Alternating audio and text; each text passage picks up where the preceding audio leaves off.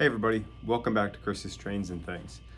Recent videos have been covering a lot of unboxings.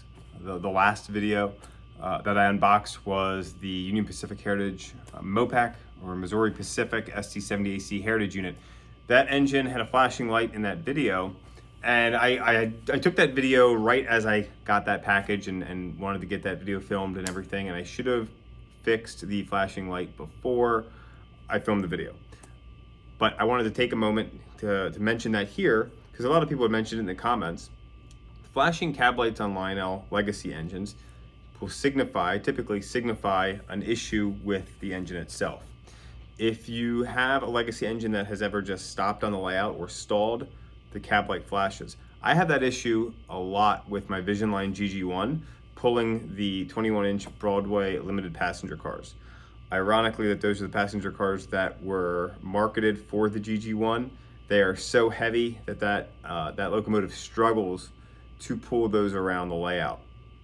Now, obviously, this ST70AC was moving, so it wasn't a motor issue, but I was able to do a reset and everything's fine. You can reset the flashing light code through your legacy remote by using aux1 and then holding in the 2 key, and that clears out that code. It's been running fine ever since. Some of the other codes that it might be signifying are a smoke unit fan error.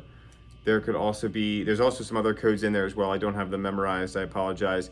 They're all in your manual, or a simple Google search on Lionel flashing cab light will pull up a bunch of threads from the O-Gauge forum to the OGR forum. There's a bunch of different forums out there. It's not just OGR anymore, that you can get resources on what's wrong with your locomotive, so check those out.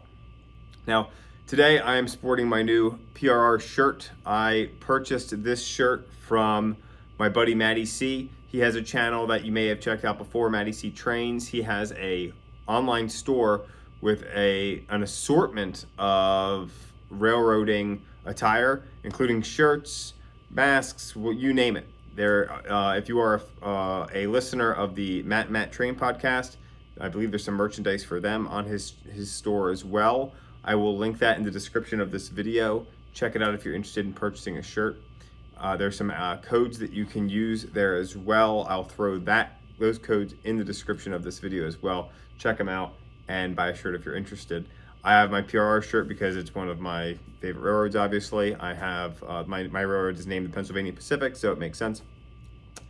So today, this video is going to be a general running session video. I have two of one of my oldest diesels that I've owned, and then one of the newest diesels that I've owned on the layout behind me. So we're going to be running the Brunswick ABA Sharknose diesels. They're going to be pulling some old mixed freight. We're going to have some coal cars, box cars, some reefer cars on there as well, with a caboose at the very end. And then we will also be using the Norfolk Southern Interstate Heritage ES44ac, I believe I'm testing my memory, diesel, with the barcode unit ST70ACE behind it, and that's going to be pulling a more modern mixed freight set. So we've got some containers, we have some box cars, and an assortment of tank cars at the very end of this as well. So these engines are going to run around the layout. Now, some recent updates to the layout. I'll be putting a layout update video out hopefully in a few weeks. I've been doing a lot of work behind the scenes. Today I did some wiring work under the layout. I'll highlight what I was doing and why later on. And then I've been working on a lot of super trees. They're currently hanging in the shop in the back, waiting to get put on the layout somewhere. So I'll be putting a layout update out here soon. And we're kind of at the end of the summertime. So, mid-August, we're kind of going to be hitting maybe a dry spell through November before any new trains arrive. It's time to stop buying some things secondhand and waiting until some pre-orders come in November. We have 2 trains from the 2021 Volume 1 catalog are scheduled to be coming in November that I had pre-ordered. So I'm really excited for those. I'm not going to spoil what they are. You can probably guess what they might be based on my review of that catalog and some of the things that we've talked about before. But we'll just have to wait and see. Another thing that's coming up soon is I have my roundhouse for the turntable area. That's been pre-ordered for quite some time. and I'm waiting to hear from Altoona Model Works of when the construction of that will have begun, or the manufacturing of that rather.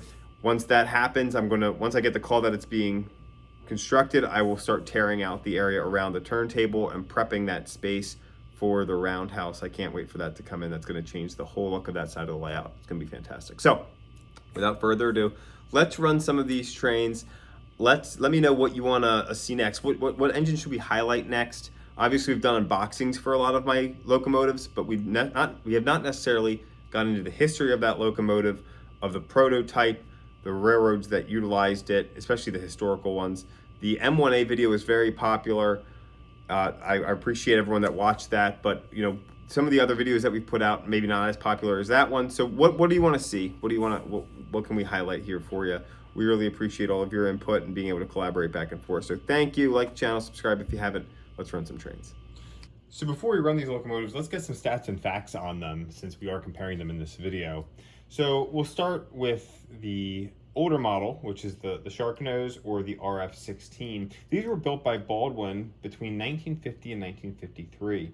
These diesels provided right around 1,600 horsepower. The A units were 54 feet 8 inches long, and the B units were just over 53 feet long. They weighed over 250,000 pounds, and the top speed depended on the gearing that was ordered. Baldwin provided 3 different options for gearing, 2 of which were produced. Those would get them to a top speed of either 65 miles an hour or 70 miles an hour, depending on that gearing. Now, as I stated, these provided 1,600 horsepower. The traditional setup of these would be an AA or an ABA unit or an ABBA unit. So you'd have multiple engines providing more and more horsepower. They could multiply their horsepower by lashing these up together for longer trains. Fast forwarding to the millennium, the ES44 prototype was built in 2002 by General Electric and went into production in 2005. The ES44ac was the answer to the EPA's new standards, which were put out, which ended up putting the AC 4400 CW out of production because it didn't meet those EPA standards. These energy efficient diesels provided 4,400 horsepower, and the units would come in at a weight of just over 415,000 pounds. So quite a bit heavier than the Sharknose. The ES44ac rounded out at about 75 feet in length, with a top speed of 72 to 75 miles per hour. Now, as the EPA standards continued to evolve in 2012 to their Tier 3 standards, the models that were previously produced by General Electric were then retrofitted to meet those new standards. Those retrofits didn't change much on the exterior, more on the internal guts of the locomotive itself. So that's a little bit of a lesson.